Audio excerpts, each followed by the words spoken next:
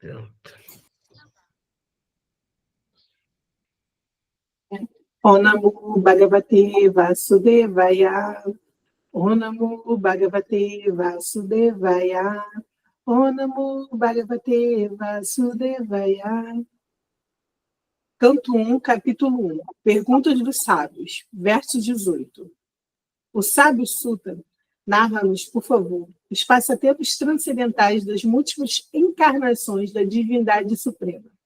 Tais aventuras e passatempos auspiciosos do Senhor, o controlador do Supremo, são executados por seus poderes internos. Verso 18.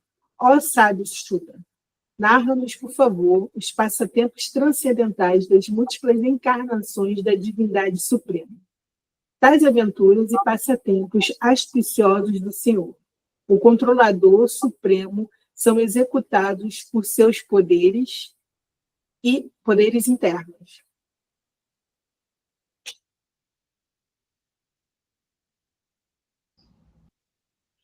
Você leu 2 vezes, Gabriela? Tá. Eu vou ler o sânscrito, tá?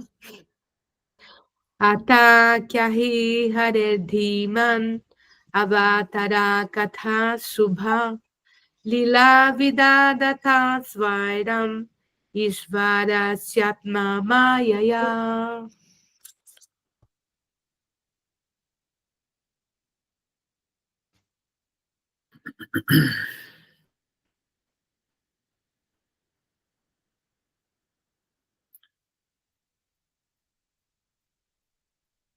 Om Gyana Timirandhasya Gyananjana Shalakaya Chaksurum Militamina Tasmai Shri Gurave Namaha. Om.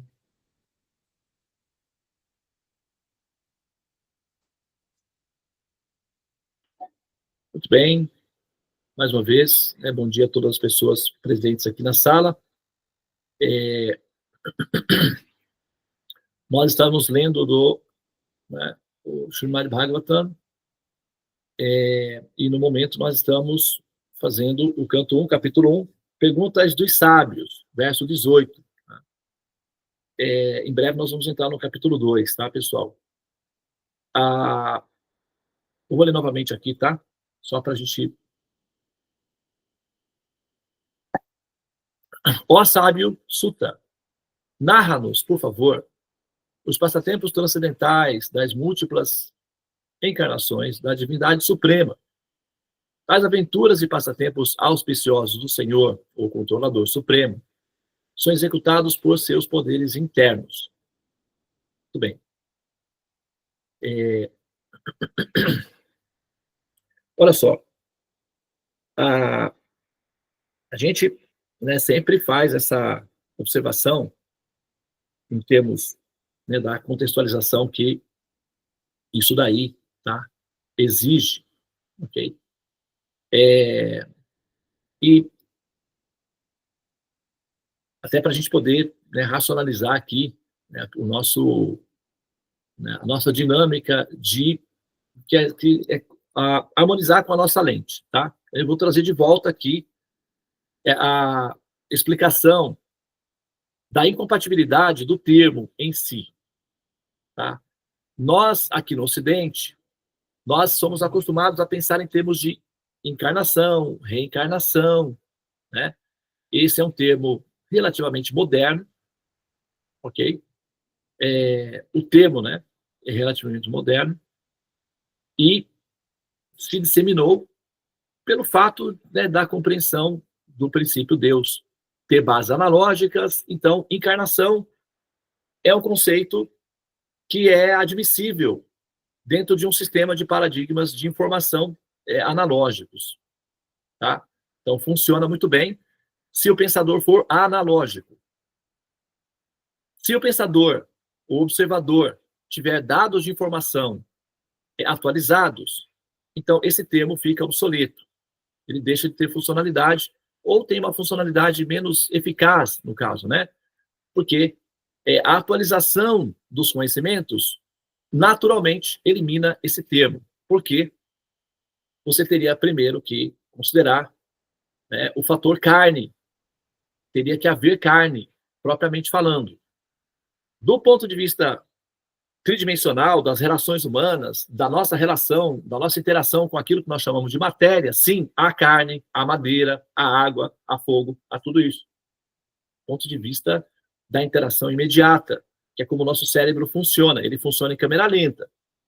Então, por funcionar em câmera lenta, tudo torna-se consistente e tangível.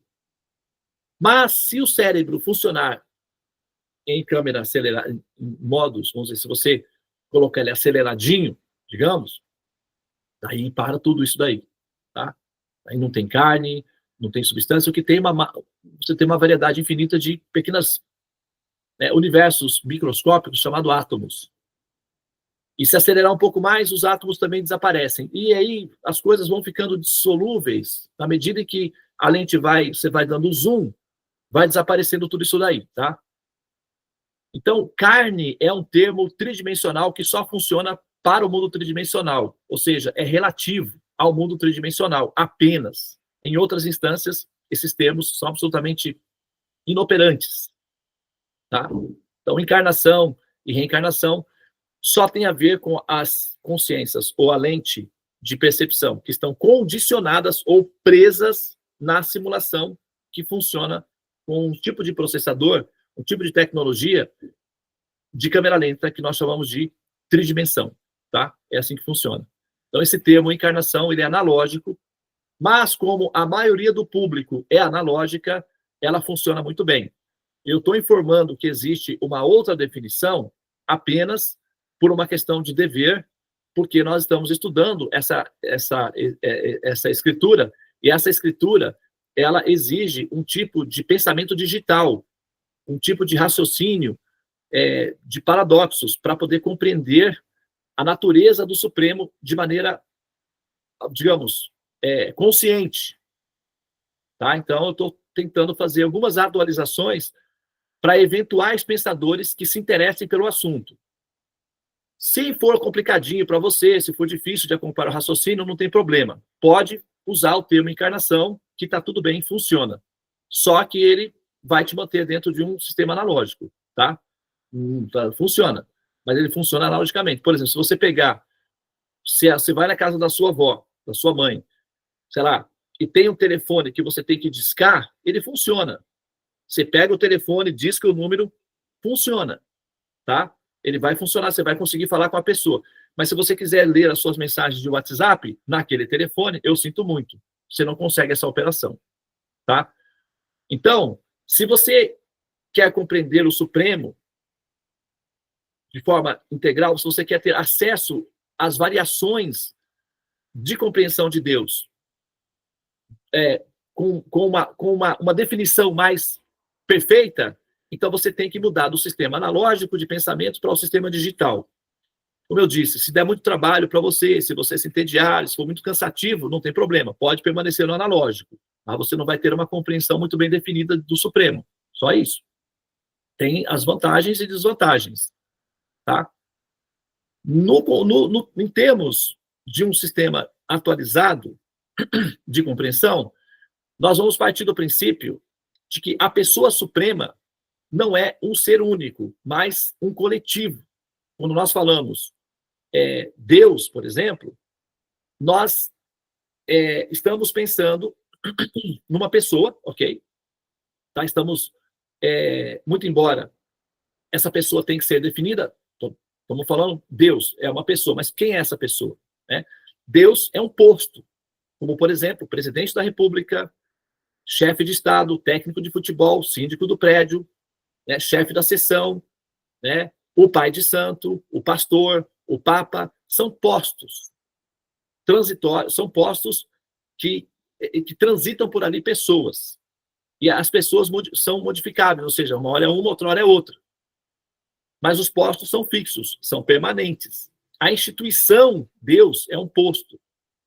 Agora, esse posto é ocupado por uma pessoa vitalícia, permanente. Quem é essa pessoa? Ok? E por que essa pessoa cria? Quais são as motivações? para que essa pessoa faça tudo o que está acontecendo, porque não é só o fato de ela ter motivações para fazer as coisas. Nós estamos participando desse evento e também estamos assumindo uma parcela da conta desse processo criativo. Porque não é você que existe, e não é você que tem que metabolizar o processo de existir e lidar com a consequência do ato de existir. Não é você que passa pelos problemas de conflito moral, de conflito existencial, de angústia do ato de existir e tem que conviver com outros humanos que não têm valores morais muito bem definidos e eventualmente são violentos, ignorantes, estúpidos, têm comportamentos bestiais que tornam a nossa vida, às vezes, insuportável. Não é você que está pagando a conta do ato de existir? Então você tem direito de saber se isso se justifica e por que que essa pessoa, Deus, teria criado. Porque você é consequência disso. Então você tem direito de saber o que está acontecendo e o porquê disso e se tem alguma coisa que você possa fazer para amenizar o impacto que é o ato de existir. Todos esses direitos você tem como cidadão existente, parte integrante do Supremo. A nossa responsabilidade é informar esses direitos que vocês têm e dar condições para que vocês tenham acesso aos benefícios desses direitos que resolvem o problema de existir, que é o ato de existir, bem como proporciona o benefício máximo para a alma, que é o estado Ananda, ou a bem-aventurança, a felicidade que é o ato de existir. Isso requer conhecimentos. E os conhecimentos analógicos não são suficientes para se alcançar essa definição de maneira produtiva, apenas de maneira mitológica. Então, toda a conceituação Deus, do ponto de vista analógico, também é mitológica. Tá? Agora, as conceituações em que permite com que você tenha um diálogo objetivo, direto com a pessoa, de maneira racional, vai exigir conhecimentos que justifiquem uma interação com uma pessoa de razão bastante, vamos dizer assim, evoluída. Então, é necessário acompanhar o ritmo para conseguir essa relação, essa dinâmica de intercomunicação com uma pessoa bastante complexa. Então, pensamentos analógicos são mitológicos e são embrionários. Poderia ser infantis, né, como a gente ensina para as crianças. Se a comunicação requer um adulto, então o sistema de conversão de dados tem que ser aplicado, ou seja, uma atualização da forma de compreender Deus tem que também estar em andamento para que o ser possa, de fato, ter uma comunicação com um ser de natureza adulta. Então, tem que haver uma conversão de dados. Portanto, o termo encarnação é obsoleto para essas funções, tá? É para informar, tá bem? Tais aventuras, passatempos auspiciosos do Senhor, né, que é o controlador supremo, são executados por seus poderes internos. Então, na medida em que vocês vão se acostumando a entender a dinâmica da compreensão dessa pessoa, primeiro, visualizar essa pessoa, e depois nós vamos investigar a psique dessa pessoa. O que motiva essa pessoa a criar? Por quê? Que força o fez agir assim? O que está acontecendo, afinal de contas? Para a gente poder compreender essas motivações, nós vamos ter que fazer uma análise sintática, ou seja, uma análise detalhada da mente do Criador para identificar que impulso motiva esse ser a criar. Que força é essa? De onde é que vem esse impulso? Tá? Então, nós vamos aprender que esse ser, né, Deus, como eu disse no início, ele é um coletivo. Então, quando você entra... porque, como ele se expande ilimitadamente em muitas formas, e essas formas ilimitadas, né, como está falando aqui, ó, as múltiplas encarnações, aqui está sendo usado, mas as múltiplas manifestações desse princípio Deus, forma uma dinastia, uma raça, uma comunidade imensa, infinita. E toda essa comunidade, ou seja, todas essas expansões Deus, é a pessoa Deus. Então você tem uma infinidade de pessoas, e para qualquer uma que você olhar e disser, você é Deus, procede. Então você tem um coletivo. É como, por exemplo, se vem um alienígena de fora da Terra e entra na Terra e vai lá no seu Joaquim da padaria, ou vai lá no Donald Trump, ou vai no pastor de vacas das montanhas do Afeganistão, pega esses 3 modelos e diz, você é humano, tá certo, procede, funciona, coincide. Se falar para um argentino que ele é humano, se falar para um habitante do Alasca que ele é um ser humano, se falar para um africano na floresta que ele é humano, ou um asiático plantando arroz, ou fazendo computadores que ele é humano, tudo isso daí é uma informação que procede. Você tem exemplos variados de uma única espécie, e essa informação, essa afirmação que eles são humanos procede. Da mesma forma, a dinastia Deus. São múltiplas, infinitas manifestações Deus. Então, se você chegar em uma, se você alcançar qualquer uma delas e olhar para elas e disser você é Deus, procede. Muito embora elas tenham, eventualmente, até formas diferentes ou até comportamentos diferentes, porém, como fazem parte da mesma civilização, ou da mesma dinastia, ou da mesma egrégora, ou seja, Deus é a mesma pessoa, é o mesmo grupo, é um corpo único, como, por exemplo, a humanidade é um corpo único, embora haja uma variedade bastante acentuada. Então, é uma das formas que muda, né? Porque a gente está acostumado a pensar Deus como um ser, como, por exemplo, o universo. A gente pensa o universo como uma coisa única. Agora a gente já sabe que existem vários universos, existem multiversos, e todos eles são universos, muito semelhantes entre si, com a mesma estrutura, mas é uma variedade, não é apenas um, né? Então, aí a coisa já começa a ficar um pouco mais ampla. Então, se você pensa Deus, a tendência analógica é pensar num ser localizado. Quando você converte isso para um sistema de futuro, você tem uma egrégora. Aí já muda a forma de pensar. Então, a gente vai tentando aí colocar gradualmente e vamos ver até onde a gente consegue, né, fazer essa exposição aí com os recursos que a gente tem à disposição, tá? Mas, a princípio, é isso.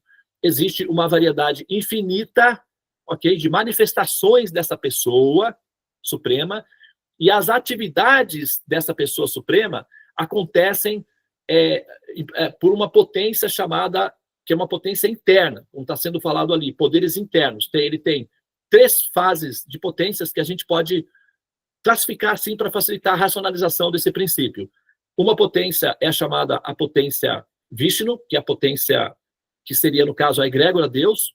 Tem uma outra potência, que é a potência interna, chamada a Yoga Maya, e tem uma potência externa, chamada Mahamaya, que é a energia ilusória. Dentro da potência interna, que é a Vishnu Tattva, a verdade, que é a egrégora Deus, tem uma pequena variaçãozinha chamada Jiva Tattva. E nós, almas condicionadas, fazemos parte dessa pequena variação aí, dessa refração Deus chamada Jiva Tattva. Então, nós somos derivações da egrégora ou da potência Deus na condição de Jiva Tattvas, ou que nós chamamos normalmente de almas. Tá? Então, essas são algumas das definições védicas para o estudo acerca da natureza de Deus, e é isso que a gente vai, então, pensar ou visualizar a partir, né, da dos nossos estudos acerca do conceito Deus, do ponto de vista védico, a partir de então. Tá bem, pessoal? Ok? Muito bem. Então, eu vou pausar aqui. Muito obrigado pela atenção. Namastê. Hare Krishna, Krishna Krishna, Hare Hare, Hare Rama, Rama Rama, Hare Hare. Ó energia suprema, amor divina, ó Mahamantra, libertador do ser, desperta-me, eleva-me, envolve-me, protege-me. Hare Om Shanti, Namastê, Om Tat Sat, Hare Krishna.